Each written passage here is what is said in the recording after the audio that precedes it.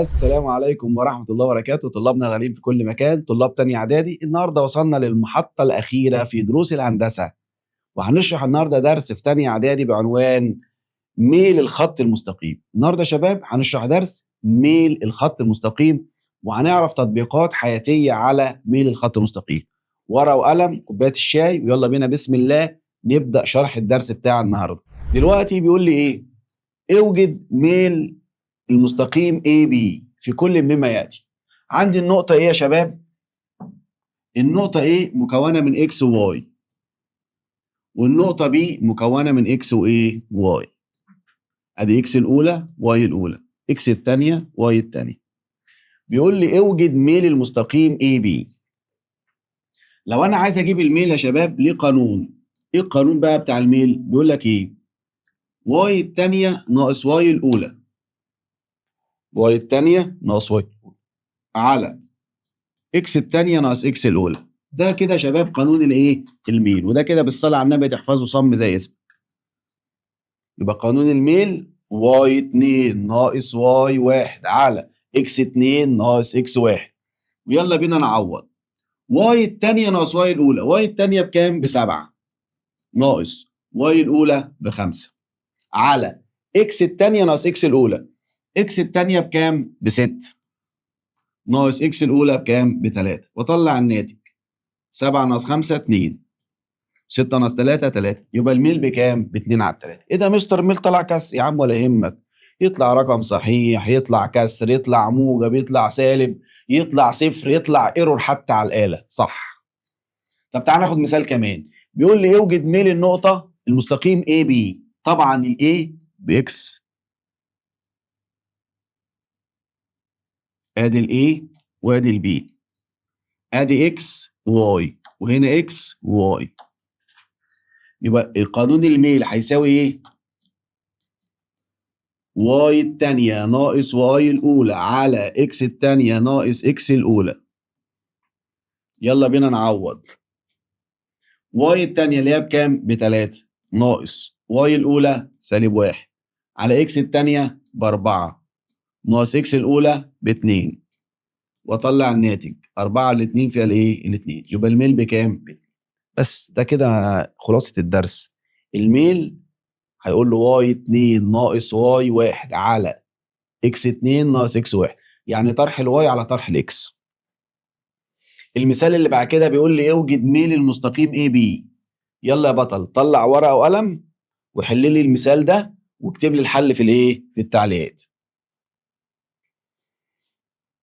تمام. يبقى كده اول ما يقول لي هات الميل هقول له ايه؟ واي 2 ناقص واي 1 على اكس 2 ناقص اكس 1. طب عندي شويه معلومات مهمه جدا لازم تبقى عارفها.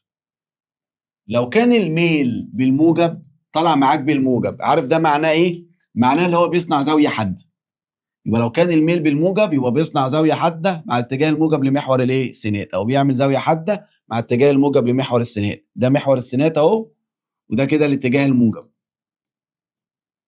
يبقى خد بالك من المعلومه دي. لو كان الميل طالع معاك بالموجب فده معناه ان المستقيم بيصنع زاويه ايه؟ حد اهي. طيب، طب افرض يا مستر بقى الميل طلع بالسالب. ايه معناه لو طلع الميل بالسالب؟ معناه لو بيصنع زاويه ايه؟ منفرجه. فين الزاويه المنفرجه اهي؟ بيصنع زاويه منفرجه مع الاتجاه الموجب لمحور اكس. طيب الحاله الثالثه، لو كان الميل بصفر. ايه معناه لو كان الميل بصفر؟ معناه ان المستقيم بيوازي محور السينات. يبقى لو كان الميل بصفر يبقى المستقيم بيوازي محور السينات. طب العكس، لو كان المستقيم بيوازي محور السينات يبقى الميل بكام؟ بصفر. خلاص الكلام ده يتحفظ. طيب افرض الميل طلع غير معرف. يعني ايه غير معرف؟ يعني في البسط طلع فيه عدد وفي المقام طلع بصفر. لو عملت على الآلة 5 على الصفر يقول لك ماث ايرور، خطأ على الآلة. جرب كده، وقف وجرب. 5 على الصفر يطلع ايرور. شفت؟ طب لو طلع ايرور يعني غير معرف يبقى ده معناه المستقيم بيوازي محور الايه؟ الواي. يبقى لو كان المستقيم غير معرف يبقى المستقيم بيوازي محور الايه؟ الواي اهو. مستقيم بيوازي محور واي. يبقى تاني عندي 4 معلومات لازم تحفظهم كويس. لو كان الميل بالموجب، الميل طلع معاك الناتج موجب، فده معناه المستقيم يصنع زاويه ايه؟ حاده. يجي سؤال في الامتحان يقول لك اذا كان الميل موجب فانه يصنع زاويه نوعها ايه مع اتجاه الموجب لمحور اكس؟ زاويه نوعها ايه؟ حاده. طيب المعلومه الثانيه، اذا كان الميل طلع معاك بسالب معناه ايه؟ معناه ان المستقيم بيعمل زاويه منفرجه مع اتجاه الموجب لمحور ايه؟ اكس. طيب المعلومه الثالثه، لو كان الميل بصفر، لو طلع معاك الميل بصفر فده معناه ان المستقيم بيوازي محور اكس. لو كان الميل بصفر يبقى المستقيم بيوازي محور اكس. لو كان الميل بصفر يبقى المستقيم بيوازي محور اكس. طب المعلومه الرابعه، لو كان الميل غير معرف يبقى المستقيم بيوازي محور ايه؟ واي. احفظ الاربع حاجات دول عشان مهمين جدا. طيب بص المثال اللي بعد كده يا شباب، بيقول لك ايه؟ اثبت ان النقط A و B و C تقع على استقامه واحده.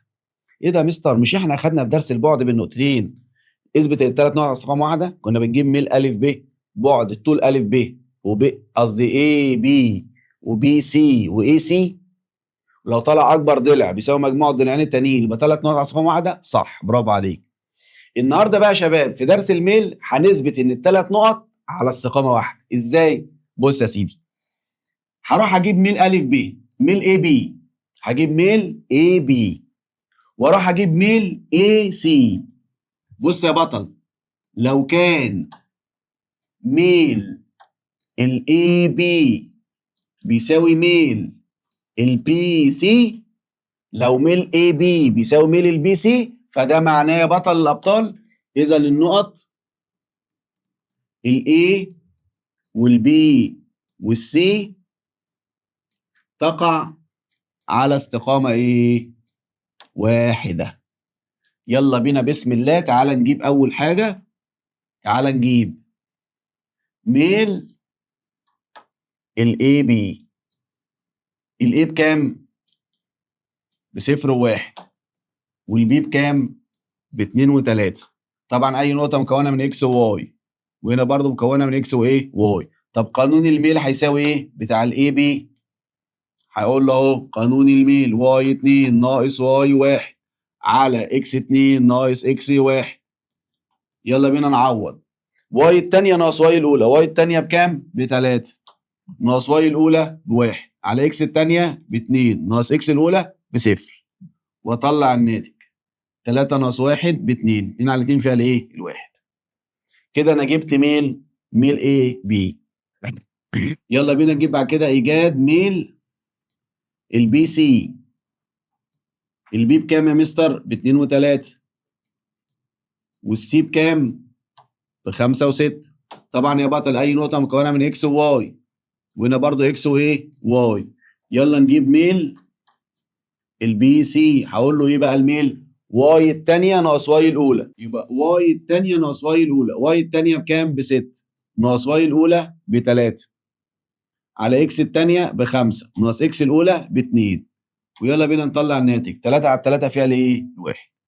وهنا نكتشف اكتشاف عظيم، ان ميل الاي بي ميل الاي بي بيساوي ميل البي سي. اذا النقط A وB وC تقع على ايه؟ استقامه واحده. خدت بالك؟ يبقى لو قال لك اثبت ان الثلاث نقط على استقامه واحده هتروح تجيب ايه؟ الميل الاي بي وميل الاي سي. لو طلع ميل الاي بي بيساوي ميل الاي سي يبقى فعلا الثلاث نقط على استقامه ايه؟ واحده. ما طلعوش بيساوي يبقى مش على استقامه واحده. لكن لو جه قال لك اثبت يبقى المصحف الشريف لازم يطلعوا بيساوي بعض. ما طلعوش بيساوي بعض يبقى انت عندك غلطه في السؤال. مثال، اثبت ان النقط A و B و C تقع على استقامه ايه؟ واحده. هروح اجيب ميل AB واجيب ميل AC. لو طلع الميلين قد بعض يبقى الثلاث نقط على استقامه ايه؟ واحده. يلا يا بطل ورقه وقلم وحل التمرين ده وابعت لنا.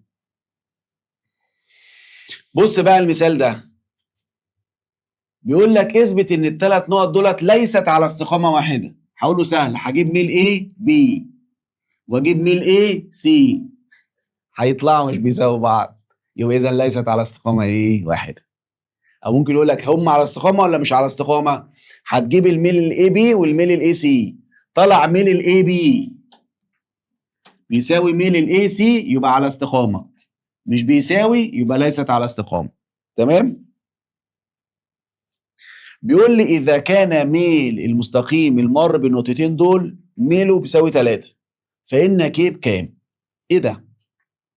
هنا يا بطل مش بيقول لك اوجد الميل، لا، بيقول لك إذا كان الميل المر بالنقطتين دول بيساوي كام؟ 3. يعني هنا يا أولاد إداني الميل ب3. بص يا أولاد، أنا عندي الميل بيساوي y2 ناقص y1 على x2 ناقص x1. خدت بال سعادتك؟ هنا الميل اداهوني بكام؟ ب3. يلا نعوض في المسألة. ادي x وادي y وهنا x وادي y. قانون بيقول لك ايه؟ y2 ناقص y1 يعني y الثانية ناقص y الأولى. y الثانية هنا بكام؟ بk ناقص y الأولى بواحد على x الثانية ناقص x الأولى يعني 4 ناقص ايه؟ 2. يبقى 3 هتساوي ك ناقص 1. طب هنا 4 ناقص 2 بكام؟ ب2. 3 دي مقامها كام؟ 1.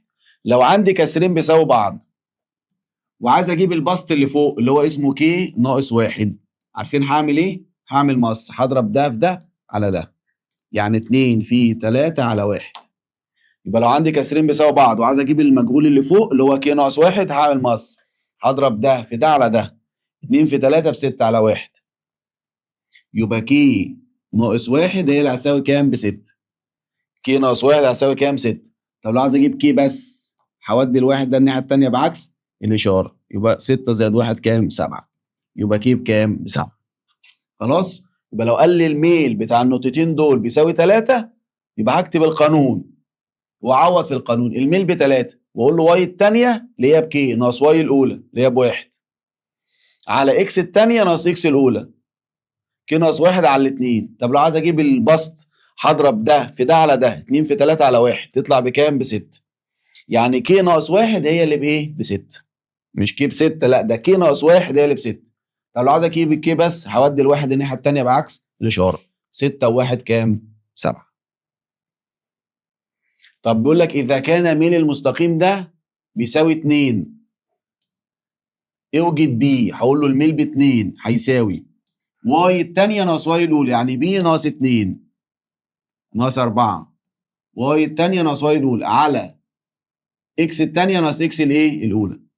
طبعا ده مقامه كام؟ 1. يبقى 2 على 1 هيساوي بي ناقص 4 وهنا 3 ناقص 1 كام؟ 1. طبعا لو عايز تجيب البسط ده اللي هو بي ناقص 4 هتعمل مص، تضرب ده في ده على ده يعني 1 في 2 على 1. يبقى بي ناقص 4 تساوي كل ده بكام؟ ب2. يعني بي ناقص 4 ب2. طب لو عايز تجيب بي بس هتودي الأربعة دي الناحية التانية بعكس الإشارة، 2 زائد 4 كام؟ 6. يبقى لما يقول لك الميل بيساوي عدد هتكتب القانون وتعوض فيه وتعمل ايه؟ مقص. طب إذا كان النقط A و B و C على استقامة واحدة اوجد قيمة A. ايه ده مستر؟ ده مش بيقول لي اثبت ان هم على استقامة واحدة. انا لسه قايل من شوية لما يقول لك اثبت ان هم على استقامة واحدة هجيب ميل AB وميل الايه؟ C. تمام؟ طيب هنا بقى بيقول لك هم على استقامة واحدة، يعني انت ما تتعبش نفسك يا بيه، هم على استقامة واحدة. هقول له بس حبيبي بما ان النقط A و B و C على استقامة واحدة انا هستفاد ايه؟ استفاد ان ميل ال AB هيساوي ميل ال AC او ال BC او ميل ال AB بيساوي ميل ال BC. المهم يكون في رمز متكرر، بدل قال لك اللي هم على استقامه واحده اقول له بس هستفاد ان ميل AB بيساوي ميل الايه؟ ال AC. يعني ميل ال AB هيساوي ميل ال AC. خلاص؟ يلا بينا نجيب ميل ال AB. هقول له ميل ال AB بيساوي فين ال AB اهو، ادي ال A اهي وادي ال B اهي. قانون بيقول ايه؟ واي 2 ناقص واي 1 على اكس 2 ناقص اكس 1.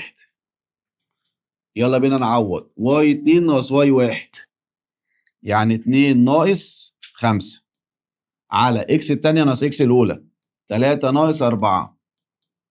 طبعا 2 ناقص 3 ناقص 5 بسالب 3 و3 ناقص 4 بسالب 1. يبقى سالب 3 على سالب 1 يديني كام؟ 3. يبقى ميل الاي بي بكام؟ ب3. طب يلا بينا نجيب ميل الاي سي. ايجاد ميل الاي سي. هجيب ميل ايه يا اولاد؟ الاي سي، ونغير لون الخط اهو عشان نجيب الميل الاي سي. هجيب ميل الاي سي. ميل الاي سي هيساوي واي التانية ناقص واي الاولى على اكس التانية ناقص اكس الاولى. ويلا بينا نعوض في القانون. انا بجيب ميل ايه يا اولاد؟ الاي والسي. واي التانية ناقص واي الاولى. واي التانية بكام؟ بايه؟ ناقص واي الاولى ب5 على اكس التانية ب2 ناقص اكس الاولى ب4. تعال نبسط اكتر. ايه ناقص 5 بايه ناقص 5. طب 2 ناقص 4 سالب 2. طب يا مستر اعمل ايه بقى؟ وقفت. يا ابني حبيبي مش هو بيقول لك هم على استقامه واحده؟ هقول له بس بما ان النقط على استقامه واحده فده معناه ايه؟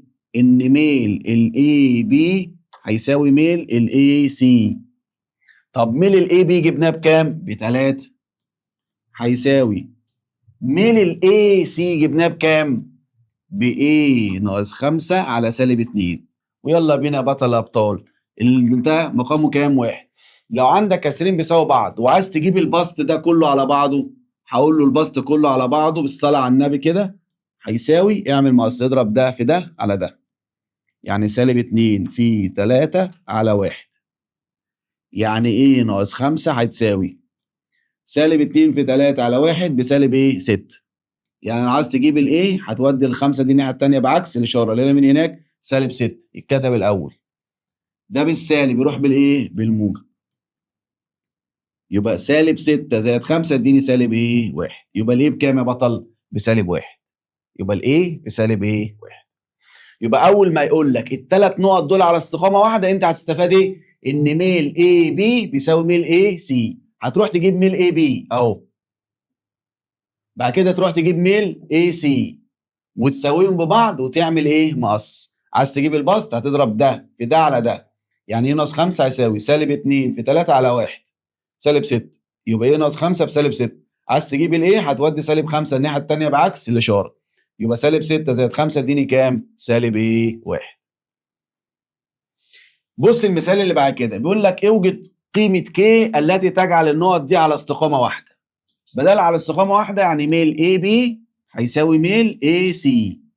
واروح اجيب الميل ده واجيب الميل ده واساويهم ببعض واعمل ايه؟ مقص. اجيب الايه؟ الكي. يلا بينا بطل ورقه وقلم ويلا بينا بسم الله وحل. طيب عندي تطبيقات حياتيه على الميل. دلوقتي الشكل المقابل يعبر عن العلاقه بين المسافه دي بالكيلومتر والزمن تي الساعه لرحلة العودة من دمياط إلى القاهرة. واحد راجع بالعربية من دمياط بعد ما اشترى عفش عياله، عقبالكم كده إن شاء الله يعزموني بس على الفرح. وهم جايين من جايين من دمياط جايبين العفش وجايين راجعين القاهرة. بيقول لي اوجد مقدار السرعة. العربية يا أولاد وهي ماشية مشت ساعة 2 3 عند النقطة دي كده هوبا لقيناها ماشية 240 كيلو. يبقى ادي المسافة بالكيلومتر والزمن بعد 3 ساعات. ادي الزمن اهو. بعد 3 ساعات لقيناه ماشي هنا كام؟ 3 ساعات لقيناه ماشي كام؟ 240 كيلو. عايزين نعرف السواق ده كان ماشي على سرعة كام؟ بص يا اولاد اي نقطة في الدنيا مكونة من اكس وواي. الاكس هنا بكام؟ ب3 والواي بكام؟ ب0. طب هنا برضه اي نقطة مكونة من اكس وواي. الاكس هنا بكام؟ بصفر، والواي بكام؟ ب 240 بالصلاه على النبي. خلاص؟ يبقى هنا عايز اجيب السرعه او السرعه المنتظمه بعد 3 متر، بعد 3 ساعات ماشي 240 كيلو. يا ترى ماشي قد ايه؟ يا ترى بيمشي على سرعه كام؟ النقطه دي ب3 وايه؟ وصفر. طب والنقطه دي بصفر و240. طبعا اي نقطه مكونه من اكس واي، وهنا دي اكس واي. يلا بينا. النقطه الاولانيه يا اولاد 3 وصفر، والنقطه الثانيه صفر و240. اي نقطه مكونه من اكس واي، وهنا اكس واي.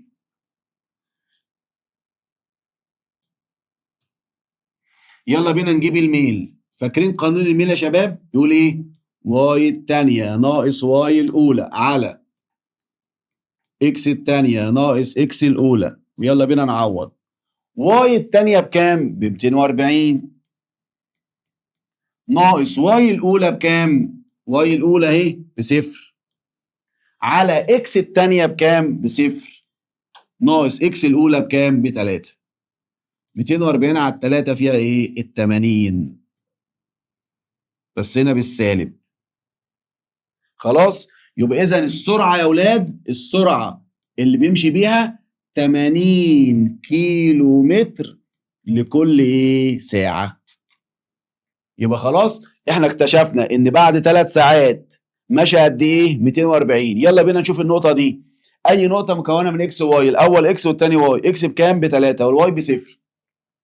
طب النقطه الثانيه برضو مكونه من اكس وواي، بدل بتقع على محور الواي يبقى الاكس بكام؟ بصفر. طيب والواي بكام؟ ب 240. يلا بينا نجيب النقطتين دولت بره اللعبه كده. ادي النقطه الاولى 3 وصفر، والنقطه الثانيه صفر وكام؟ و240. عايز تجيب السرعه المنتظمه، هقول له ايه؟ هات الميل. الميل بيعبر عن السرعه المنتظمه. يبقى واي 2 ناقص واي 1 على اكس 2 ناقص اكس 1. واي 2 بكام؟ ب 240 ناقص واي 1 بصفر على اكس الثانيه بصفر ناقص اكس الاولى ب3. واقسم ده على ده يطلع بكام؟ ب 80. يعني السياره بتمشي 280 كيلو متر في الايه؟ في الساعه. خد بالك، افرض جه قال لك عندنا شركه، والشركه دي بعد 3 سنين لانها كسبت 240 الف جنيه، اوجد معدل الربح. هقول له سهله، همسك النقطه دي ب3 وصفر، والنقطه دي بصفر و240، واجيب الميل. قال لك بقى سرعة، بنزين، عربية، طيارة، أي حاجة، هتجيب النقطة دي والنقطة دي وتجيب الميل، وتجيب الإيه؟ الميل. وبكده يا أبطال نكون خلصنا مع بعض درس الميل. وصلنا وخلصنا الحصة الأخيرة في الهندسة. وانتظروني إن شاء الله الأسبوع الجاي في مع وحدة الإحصاء، وإن شاء الله هنشرح وحدة الإحصاء بالتفصيل على القناة بتاعتنا، قناة مستر صالح أبو العباس. ما تنساش تفعل زرار الجرس، اشترك في القناة، شير في الخير. كنتم معكم مستر صالح أبو العباس.